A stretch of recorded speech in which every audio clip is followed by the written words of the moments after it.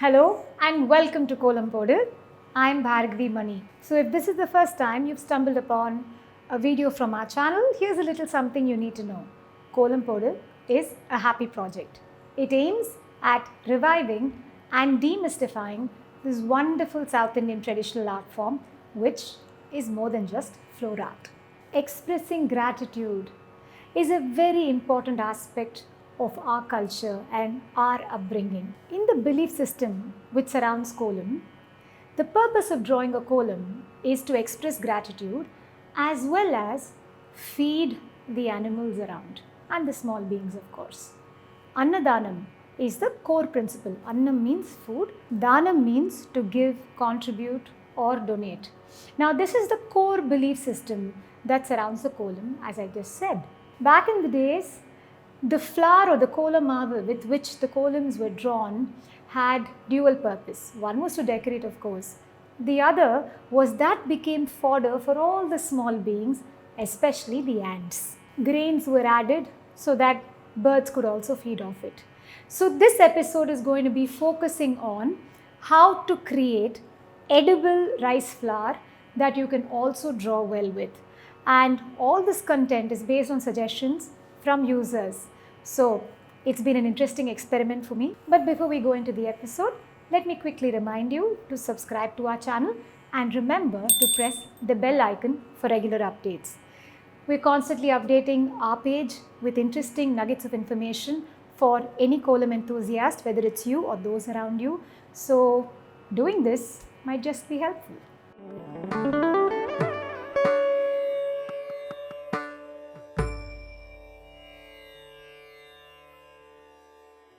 Our ancestors were brilliant when it came to using anything to its fullest potential, and rice is probably a wonderful example to quote.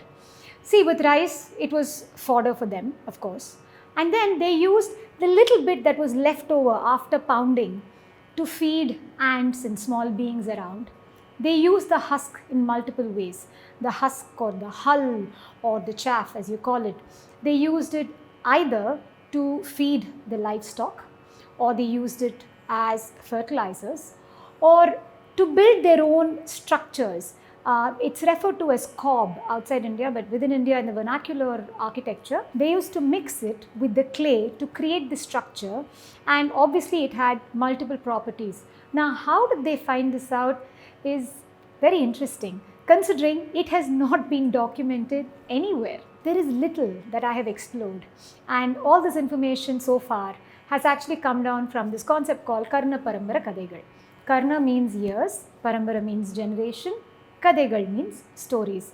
So these are stories that have been passed down generations. Well, if you actually reflect on many of these stories, you will realize that a lot of thought has gone into every little bit of execution or practices that has also come down generations. Kolam is no different. Well, after pounding the rice and the husk and the rice has been separated, they realized that a little bit of rice was left over in the husk.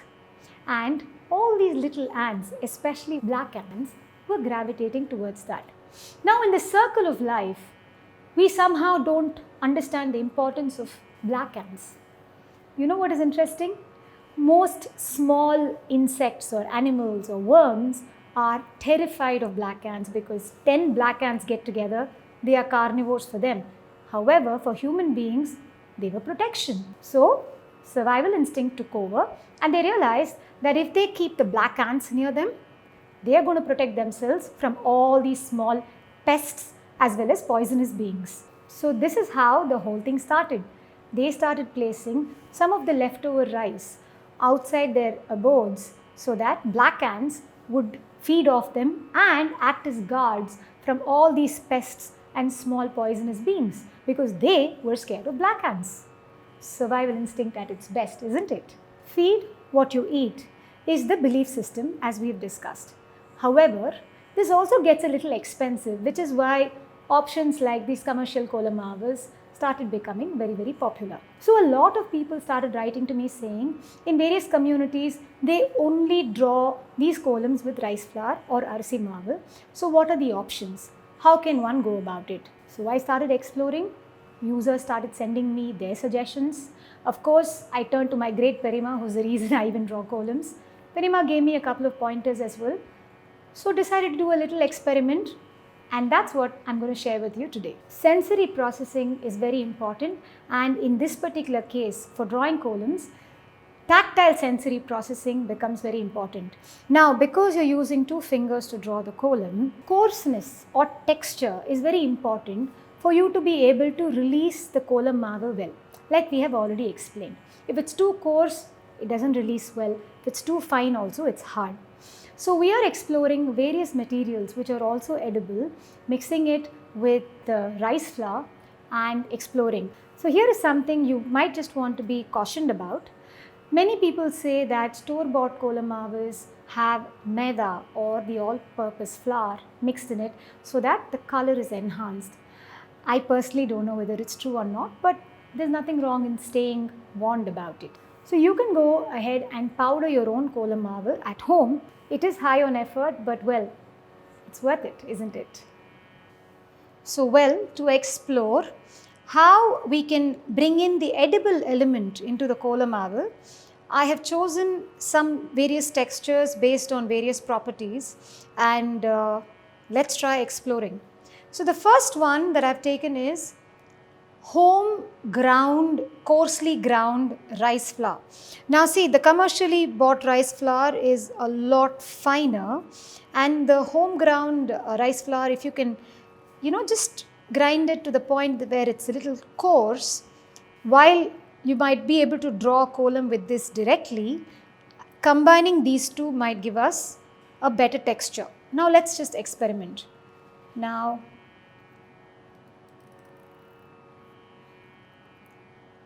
as you may notice, it disperses because I haven't sieved this. So we need to also experiment and see if we sieve it, what happens. So I do have like a close to a magic bullet kind of a mixie to grind it with. Despite that, this is the kind of texture that I get. This might remind you of the stone sediments that came when we sieved the commercially bought Kolam Maavu, right? Now supposing I am to mix, say, 1 part of this to 1 part of the store-bought Kolam Maavu, it becomes whiter instantly. Okay, so this actually feels better than it did. That was very, very high on texture. This feels medium texture, and let's see how the yere comes. Pinch it. Oh, it is much better. For sure, it feels much better.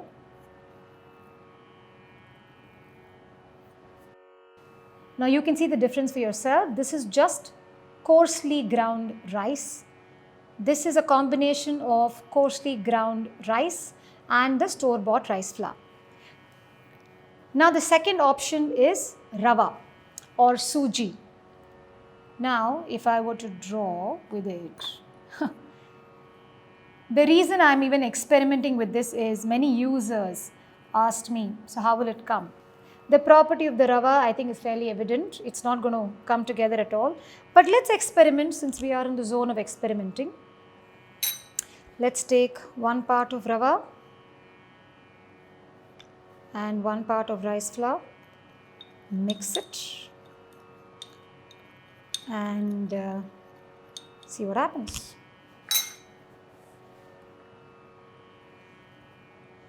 Texture is interesting, but it disperses. And it's not particularly flowing well for me. So yeah, so this is just rava. This is store-bought rice flour with rava.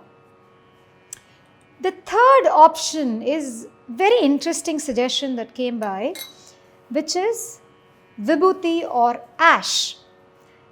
Obviously, it caught me by surprise because I would have never thought vibhuti will add texture to a store-bought rice flour. Then when I thought about it, it occurred to me, if any of your electronic products have humidity issues, they normally recommend to take a bowl of rice and place it near that so that rice will absorb the humidity. You would in fact see this also being used with salt. Apparently, vibhuti has very similar properties because our palms tend to also sweat. So when you combine these two, it becomes coarse, it gives texture, and the release would be good. So let me try drawing a line with vibhuti. It's so fine. No, I think I am not able to draw unless people are able to do it. But I'm still going to try. So I'm going to take a part of vibhuti. I'm going to take a part of the store-bought rice flour. Mix, mix, mix. Okay, the mixture looks grey, doesn't look white. But yeah, let's figure it out. It's too soft for me. Lacks texture for me. But you know what's interesting? The flow is so much better. Oh my god, actually I would have never expected this. Maybe what if I just add a bit of the coarse grind flour, the coarsely ground rice flour to it, and experiment.